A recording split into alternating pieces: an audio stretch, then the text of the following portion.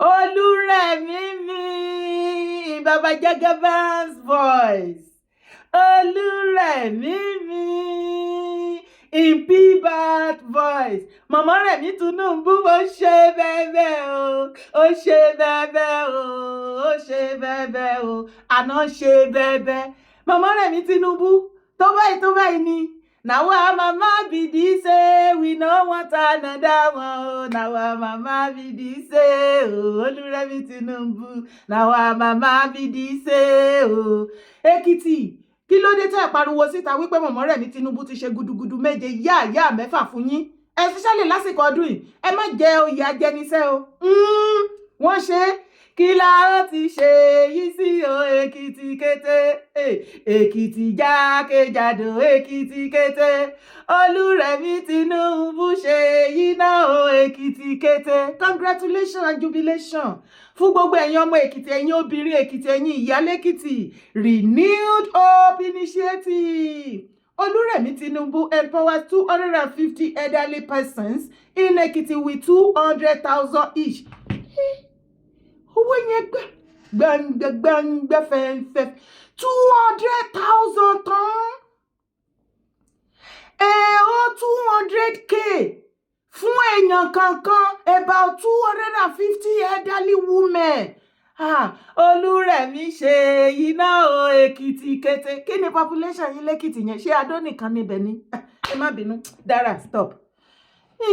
The wife of the President of Nigeria, Senator Olúrẹ̀mí Tinubu, has extended financial support to 250 elderly citizens in Ekiti State, with each beneficiary receiving the sum of 200,000 under the Renew Hope Initiatives, RHI, Social Investment Program. The presentation, which took place at Lady Jibowu Hall, Government House in Ado Ekiti. Mo sọ náà, Ado ni. Pé gbogbo àwọn obìnrin tó kù ní gbogbo Ekiti ni kí ló dé? She explained that the governing board of the Renewed Hope Initiative approved the disbursement of a total sum of 1.9 billion for the exercise, with each state of the Federation, the FCT, and the POA receiving 50 million naira. According to her, the initiative goes beyond financial assistance, as it also promotes healthy and active aging. She encouraged beneficiaries to prioritize their well-being by engaging in regular physical exercise and meaningful activities that will keep both their bodies and minds together. Ẹ̀rọ lọ́run lọ́rọ̀ kan ṣá. Mama Remi, kí la ó ti ṣe yìí sí o Ekiti kété. Ekiti jákèjádò Ekiti kété. Olúrẹ̀mí ṣe yìí náà o Ekiti kété. Ekiti jákèjádò Ekiti kété. Olúrẹ̀mí ṣe yìí náà o Ekiti kété. Ẹgbẹ̀wá ibẹ̀ ni kọ́kọ́ là ń lọ lórí Tinubu family náà ni Olúwa gba ọpẹ́ wa. Lórí Tinubu family Olúwa gba ìyìn wa. Lórí Tinubu family Olúwa gba gbogbo ògo. Bẹ́ẹ̀ ni ìyàwó ló ṣe bẹ́ẹ̀ yẹn. Bàbá náà ti ṣe another gudugudu méje yàyà mẹ́fà o. Lórí ọ̀rọ̀ tax oníṣe tax reform. A ò sì ti yarí mọ́ bàbá lọ́wọ́. Wọ́n ní àti gbódégbó ni tax yẹn kó máa wọgbó lọ bẹ́ẹ̀. Àlọ́ rámi. Ṣé àlọ́ rámi? Àlọ́ lámi náà ní. Ó ní kí táàkì bíìlì bàbá Tinubu àwọn ọ̀sìn. Wọ́n ní àlọ́ lámi ní ti táàkì yìí o. Àlọ́ ni kó wọgbó lọ kó má padà wá mọ́ kó má fi reverse gé onírà ni wá gbọ́. Wrong. Now our demands. The National Opposition Movement demands 1. The immediate suspension of the tax plan's take-off date. 2. National consultation involving labor, civil society, SMEs, professionals, and state governments. 3. Explicit social protection guarantees tied to any tax reform. 4. A focus on taxing luxury, excess profits, monopolies, and corruption, not poverty. Strong legal safeguards to protect taxpayers' rights. Nigeria does not suffer from low taxation. Nigeria suffers from wastes, corruption, mismanagement, and policy arrogance. They are saying next year they will start paying tax. I told my fellow Christians, this tax, we are the one to be paying it. But as far as Islamic people is concerned, they will never pay that tax. They are not be paying that tax. You see gold and minerals in the north. Is it benefiting the country? But the oil is for all of us. In the south side, we are Christian dominant. And Christians are deaf. We are blind. What is of the north is for the north. The gold, all the mineral resources that have been tapped in Zamfara Casino. Federal government doesn't benefit from it. But our oil, our tin mining is generating revenue for us. Ọ̀rọ̀ táàsì bàbá Tinubu gan òye yàn. A ò sì ní bíìlì táwọn páàsì tán sáìn ní a ò sì ń bẹ̀. About Nigeria tax bill. Wọ́n ló yàtọ̀ gédégbé sílẹ̀ tí bàbá Tinubu tó ń lò fún Nàìjíríà. So tó jẹ́ sí wípé àwọn House of Assembly wọ́n ṣe òfin tax bill títí wọn. Bàbá Tinubu gbà lọ́wọ́ wọn. Bàbá Tinubu wá lọ ṣe tax bill títí wọn as a president. Tó bá wá yá wọn wá máa sọ fún wa pé àwọn nǹkan kan wà tó lágbára jù fún bàbá Tinubu láti execute.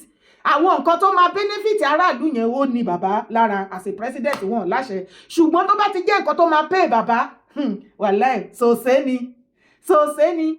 Kẹ́ máa wá wo ogun tó wà níbi tax bill yìí o. Bàbá Tinubu ò rero ọmọ Nàìjíríà o. Tí ò bá wá jẹ́ bẹ́ẹ̀, bàbá Tinubu fẹ́ recolonize Nàìjíríà sí under France again ni. Wọ́n fẹ́ gbà wá lọ́wọ́ Britico, wọ́n ti fẹ́ míìkì Nàìjíríà pa, wọ́n wá fẹ́ yọ feeding bottle Nàìjíríà lẹ́nu Britico kan ti bọ ẹnu Faransé. Ẹ jẹ́ ká jọ dánú papọ̀ ká bèrè lọ́wọ́ bàbá Tinubu, ṣé bẹ́ẹ̀ náà ni France as a country tí wọ́n wà òkè? Ṣé bẹ́ẹ̀ ni ìjọba France dá tó? Ìbá jẹ́ wípé bí France as a country pẹ̀lú ìjọba wọn ṣe wà nice sí Africa tó nìyẹn. Mi ò rò wípé Niger tí wọ́n ti ń wakùsà wọn tó fi ń jẹ́ nǹkan tó ń jẹ́ ní France for years tó ti colonize wọn ò ní lé wọn dànù bí egbon. Mi ò rò bí France bá good bí bàbá Tinubu ṣe ń present France, Macron especially fún Nàìjíríà pé èèyàn rẹ̀ ni wọ́n. Mi rò wípé wọ́n á ní problem pẹ̀lú Burkina Faso. Gbogbo wa la rí bí Burkina Faso country bó ṣe rí ránhunrun rádaràda. Ẹni ìgbà tí military tàrí tí wọ́n ṣẹ̀ṣẹ̀ bẹ̀rẹ̀ tán gbàjọba lọ́wọ́ àwọn France tán lé wọn dànù náà ìwọ àtẹ̀míṣẹ́ rí wọn tó ṣe ń build country wọn díẹ̀díẹ̀. Ẹ wá wo iye ọdún tí France tí wọ́n ti ń kó gbogbo mineral resources wọn ní Burkina Faso àti Mali àti Niger wọn build nothing síbẹ̀. All of a sudden bàbá Tinubu wá sọ France di angel mọ́ Nàìjíríà lọ́wọ́. Ọmọ ìyàwó àfarabalẹ̀ kò gbọ́ mi ibi tí gbege wà gangan nínú màtà tó wà nílẹ̀. Gbege plenty for this matter wey dey ground. So I want make you open your ear, open your eyes, come open your sense, join, make you listen to me well and wetin I wan yarn you now. You see this tax wey baba Tinubu dey carry dey give France, make France come from the western world, may come to Nigeria, may come teach you now how una go begin the tax, how una go manage am and generate money and so on and so forth. Shey you know say baba Tinubu get tax firma company in that Lagos state where they use the collect money from people for the Lagos state. How many Lagosians don't benefit from that tax? Now, you never finish, you calm down, don't be in a hurry. You see this tax where baba Tinubu they carry France come, e go finish you. Open your hair. Open your sense, joy, make you listen to what I tell you. Because all your data, everything where you be from the crown of your hair to the sole of your feet, where it there inside paper, all the information about you, your wife, your husband, your children, your name, your identity, everything, your data in particular. Everything go there under France. Now them go the manager. Now be say France can't recolonize Nigeria for the second time. Nǹkan tí mo ṣe lálàyé ni wípé sórí France tí bàbá Tinubu ń gbé bọ̀ tó bá jẹ́ wípé èèyàn rẹ̀ ni wọ́n bí bàbá Tinubu ṣe ń portrait France, especially Macron, president France, pé èèyàn rẹ̀ ni wọ́n, kí ló dé tí Niger lé wọn dànù? Kí ló dé tí Mali, Burkina Faso lé wọn dànù? Gbogbo àwọn country tí mo sọ fún yín, àwọn France ló colonize wọn, do you know? Ṣó rántí ayé ọdún tí wọ́n ti colonize wọn bí British kò ṣe colonize Nigeria? Gbogbo mineral resources tó wà ńbẹ̀, lithium, oil, gas, rubber, everything, gold, òun ni France ń kó ní àwọn ìlú yẹn tí wọ́n kó tán fi build France. wọn ò dé tún country yẹn ṣe bí gbogbo wa la rí àwọn Burkina Faso Niger gbogbo wọn bó ṣe rí rọrùn country yẹn tó rí rádaràda tó dàbí aṣálẹ̀. France ló ń colonize wọn for years o kò tí ì pé how many years sì ṣó ti pé 2 years àbí 3 years tí wọ́n lé wọn dànù. Ṣé the same France yẹn all of a sudden òun ni bàbá Tinubu wá paint ní white as angel fún ẹ̀yin ọmọ Nàìjíríà. Tí mọ bó ṣe ń ṣẹlẹ̀. Nigeria citizen wake up ìwọ tó wà Nàìjíríà. Wo gbogbo data pátápátá ọwọ́ France ló máa wà. Ewu tó wà ńbẹ̀ bí ní ti sọ ewu tó wà ńbẹ̀ wọ́n jókòó fúnra lára kó kàn imagine pé gbogbo data everything ó wà lọ́wọ́ èèyàn kan ó ní dání ṣé ó mọ nǹkan tó lè fi ṣe láyé. Ibẹ̀ ni kankan là ń lọ ṣé o fẹ́ gbọ́. Ṣé o rí lórí ọ̀rọ̀ táàsì yìí Olúwa gba ọpẹ́ wa. Mo ní lórí ọ̀rọ̀ táàsì Olúwa gbẹ ẹ̀yìn wa ṣé o mọ̀ pé bàbá Tinubu wọ́n tún táàsì ẹ̀yìn tẹ́ ń lo generator wàhálà ìṣègájú. Ìwọ tó bá lo generator no Nigeria sìn máa get ready as from next year ẹ máa bẹ̀rẹ̀ sí ní san tax àgàgà tí bí generator tó lọ service tó bá ti tọ́ pa noise everywhere gbogbo yín lẹ máa san tax onírọ́ yẹn ń gbé ẹ débẹ̀.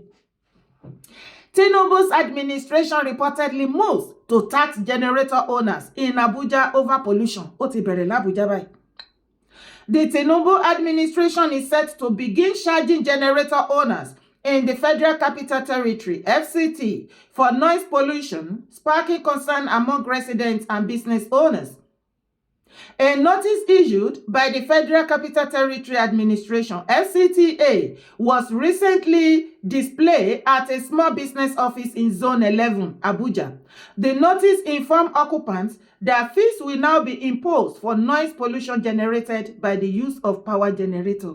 The move has raised serious questions, particularly in a city where access to stable and affordable electricity remains unreliable.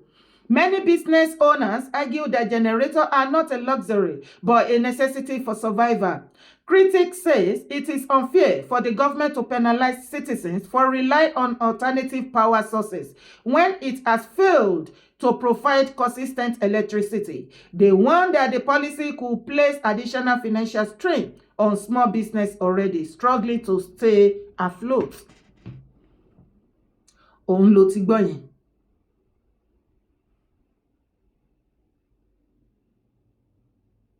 Òun ló ṣe kí ni? Òun ló ti gbọ́ yẹn. Láti next year, gbogbo ẹ̀yin tẹ́ ń lo generator, especially tó make nice, ẹ bẹ̀rẹ̀ sí ní san tax. Ṣógun láyé ni. Kí lè ṣe tẹ́yin Nigeria citizen tẹ́ ṣe bàbá Tinubu? Ó dẹ̀ pé bàbá Tinubu is the weapon o tó fẹ́ weaponize Nigeria citizen. Ṣógun láyé bàbá ní feelings o. Dá o. Àdẹ̀wà wí tán. Ẹni economy Nigeria ti dá. A kú oríire o. Congratulations to every Nigeria citizen. Mo yọ̀ fún yín, mo yọ̀ fúnra mi. Bàbá Tinubu ní economy Nigeria ti wà okay. Wọ́n ní rice ti wálẹ̀, ẹ̀wà ti dín, ẹ̀wà gan ṣòṣì ńlẹ̀ ni. Wọ́n ní bread ti padà sí 50 naira. Wọ́n lóríṣiríṣi nǹkan gbogbo economy Nigeria ti wà okay gan onírọ́ ni. Wá wo video. The economy of this country was in a very difficult situation. But I can tell you today that we are out of the tunnel of depression and economic disaster. The economy has turned the corner for good.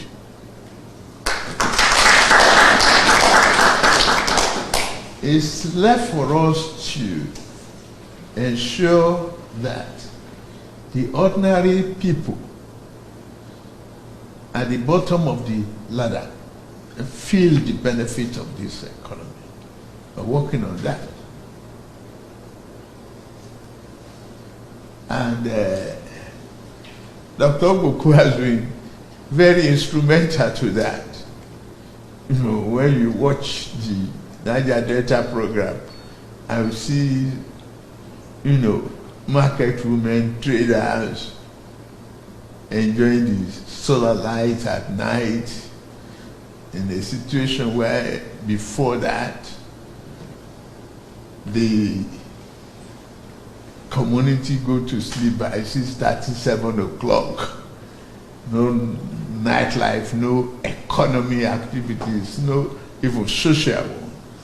No, that has changed. And I'm very grateful to you to have people like him, and including over. Ó fẹ́ dàbẹ̀rẹ̀ àbí mo parọ́ ni ẹ̀yin tẹ́ wà Nàìjíríà over. Bàbá Tinubu ní economy Nàìjíríà ti wà okay ṣé lóòótọ́ ni? Torí mò ń rí káàkiri ní online pé first time in history for a very long time tẹ́ máa wà ní festive period bí Yuletide báyìí yo tí kò sí pé ẹ run out of cash àti rówó gbà ní báǹkì òdìra everything lọ bó ṣe yẹ kó ṣe lọ. Wọn kò sí pé wọ́n ní oúnjẹ òwọ́n, wọ́n ní wọ́n increase oúnjẹ gan fún Christmas festive period. Ṣé lóòótọ́ ni? Ẹ jẹ́ ká mọ̀ níbi comment section. Jọ̀ọ́ tó bá jẹ́ lóòótọ́ bá mi mú fídíò kó bá mi pín káàkiri fún gbogbo àwọn èèyàn. A fẹ́ mọ̀ òtítọ́. Ká má kàn lọ máa sọ nǹkan tí kò ṣẹlẹ̀. Ẹ̀yin tẹ́ wà lé ẹ jẹ́ kí mọ̀ níbi comment section. Tẹ́ bá dé lè pè mí ẹ jọ̀ọ́ ẹ pè mí. Telephone number mi +49 1521 7450 243. Please pè mí sórí aago. Ṣé economy Nàìjíríà ti wà okay? Ṣé festive period yìí torí gbogbo alámọ̀ pé ìgbà ọdún nǹkan máa ń wọ́n Nàìjíríà? Ṣé nǹkan ò wọ́n? Tó bá jẹ́ pé bó ṣe rí nìyẹn, a jẹ́ pé kudos to you. Bats.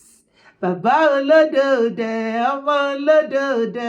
Wọ́n ní náà dẹ̀ wà electricity, wọ́n ló wà yànfùnyànfùn fún yín ní festive period yìí. Tó bá wá rí bẹ́ẹ̀ má yín bá ń ga o. Kásáré débẹ̀ pa ibẹ̀ ni kọ́kọ́ là ń lọ.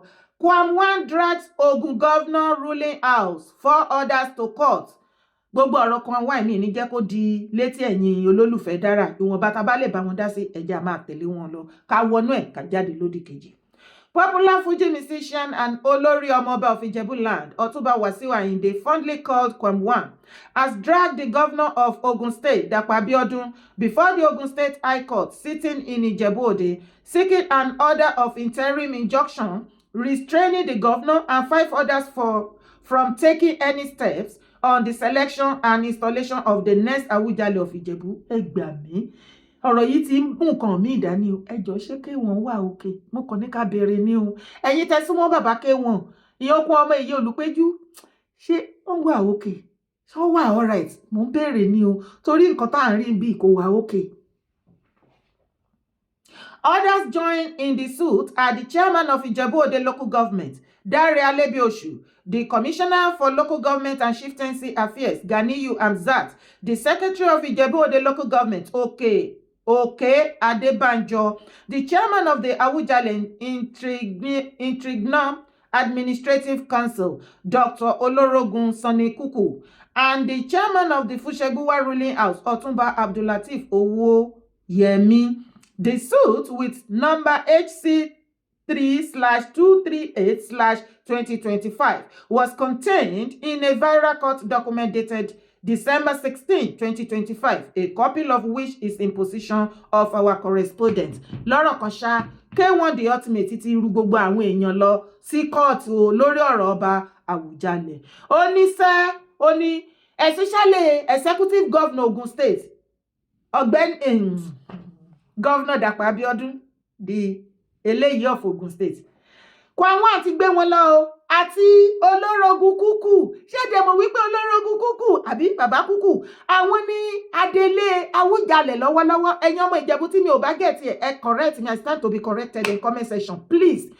Mo rò wípé bàbá Kuku olórogun yìí àwọn ní wọ́n jẹ́ Awujale tí wọ́n jẹ́ tó mú orí throne Awujale tó mú ró títí tí wọ́n fi máa pick the next origin Awujale gangan. Lára kan ṣá, KWAM1 ti gbé wọn lọ kóòtù àti governor àti olórí ẹbí Fúnṣẹ́gbówà àti local government chairman àti vice local government chairman administrative council gbogbo wọn ṣá.